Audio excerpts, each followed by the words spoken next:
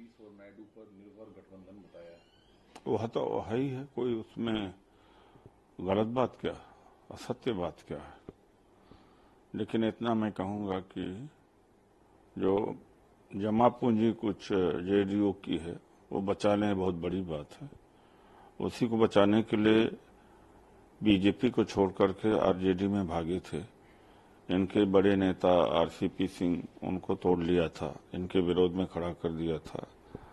और जनता दल जो बीजेपी से दोगुना बड़ी पार्टी हुआ करती थी बिहार में, और इसको छोटी कर दिया। शिवसेना, अकाली दल सबका सत्यानाश कर दिया। तो जनता दलियों को खुद के अस्तित्व की समस्या आगे आएगी, इतना हम कह सकते हैं। और टीडीपी की हाल भी वही हो सकती है। आज तक इतिहास इनका यही रहा है कि शिवसेना, अकाली दल जिसके साथ गए उसको खत्म कर दिया इन्होंने।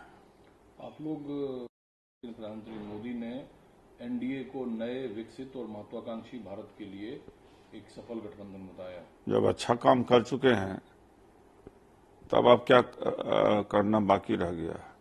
2014 में कहा था कि 60 महीने देश के लोग मुझे दे दें, 60 साल में जो नहीं हुआ है हो जाएगा और उतना विकास कर देंगे। और हुआ कितना, महंगाई हो गई, बेरोजगारी हो गई और नफरत कितना देश में फैल गई, देश कितना कमजोर हो गया। चाइना आज हमारी जमीन पर कब्जा कर बैठा हुआ है। हिम्मत प्रधानमंत्री की होती नहीं बोलने की। हमारा विदेश नीति सारी फेल पड़ी हुई है। तो अब 2 बार सत्यानाश किया, अब तीसरी बार सत्यानाश करने के लिए आ रहे हैं। दूसरा सर, आज कांग्रेस कार्य समिति की अहम बैठक है जिसमें राहुल गांधी और सोनिया गांधी के नेतृत्व और भूमिका पर चर्चा संभव है। आपको क्या लगता है? कुछ सांसदों ने सवाल उठाया कि राहुल गांधी को एलओपी बनाया जाए, उन्हें ये जिम्मेदारी लेनी चाहिए। आपकी खुद की क्या राय है? जब मेरी व्यक्तिगत राय थोड़ी कुछ हो सकती है, उसमें पार्टी जो राय है वो राय हो सकती है। मैं राष्ट्रीय प्रवक्ता हूँ तो मेरी निजी राय इस मामले में तो नहीं हो सकता, कुछ और मामले में हो सकता है। ये सीधा पार्टी से संबंधित मामला है। जो पार्टी का फैसला होगा वो मेरा फैसला। लेकिन जो आज की स्थिति में भूमिका राहुल जी, सोनिया जी का पार्टी में है, आपको लगता है कि जिम्मेदारी उन्हें और मिल सकती है, उनकी भूमिका बढ़ सकती है? देखिए, ऐसा है कि जो जिम्मेदारी राहुल जी ने निभा दिया, भारत के आजाद भारत में बड़ा मुश्किल है कोई नेता वो कर सकता। कांग्रेस को उभार दिया उन्होंने, संविधान को बचाया उन्होंने, आरक्षण भी बचाएंगे आगे चल करके, कांग्रेस को भी बचाएंगे।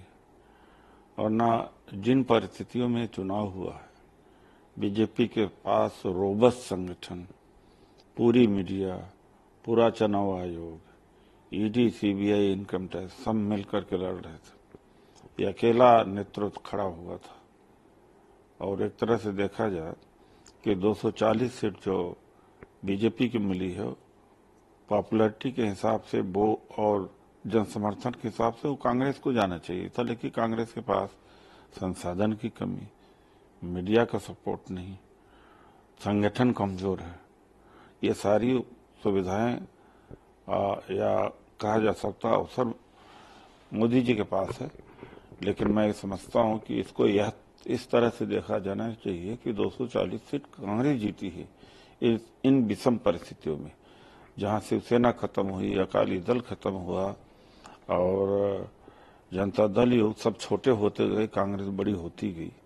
माना कि उस लक्ष्य पर नहीं पहुंच पाए हैं तो उसके अंदर उसमें तमाम सारी बेईमानी भी है और धन का जिस तरह से दुरुपयोग, तमाम तरह के और भी जो मॉडल कोड ऑफ कंडक्ट के वायलेशन के बारे में मैं बता ही चुका हूँ।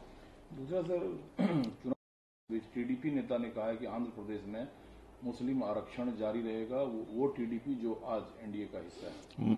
मोदी जी का मुद्दा यही था कि मुसलमानों को आरक्षण नहीं मिलना चाहिए। और अब इनका जो बड़ा एक पार्टनर है उन्होंने कहा कि वो मुसलमानों को आरक्षण दे रहे। अभी बता दें कि शपथ लेने के पहले ही जो मोदी जी ने पूरे प्रचार में किया था, आज उनका एक जो एलआई पार्टनर है तो क्या नैतिकता के आधार पर इनको सरकार बनाना चाहिए? जब जो हिंदू वोट इनको दिया है मुसलमानों के आरक्षण के खिलाफ में, उनको धोखा नहीं दे रहे? दूसरा सर, कांग्रेस के पूर्व मुख्यमंत्री मध्यावधि चुनाव हो सकते हैं, कार्यकर्ताओं को तैयार रहना चाहिए। कुछ भी संभव हो सकता है, क्योंकि इस आकलन के बारे में तो हम नहीं कह सकते, वो तो अलग की बात है।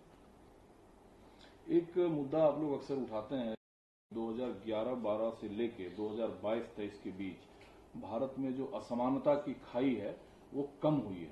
मैं नहीं सहमत हूं, डाटा फर्जी है बिल्कुल। जब 2011 के बाद जनगणना ही नहीं हुई है, आर्थिक अकाउंट ही नहीं लिए, आर्थिक आंकड़े ही नहीं इकट्ठा हुए।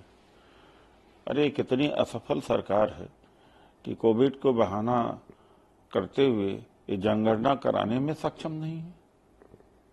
कैसे आंकड़े निकल करके आएंगे, किस आधार पर?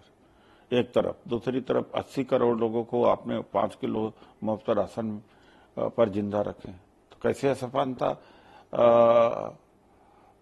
कम हुई है? असमानता कई गुना बढ़ी है।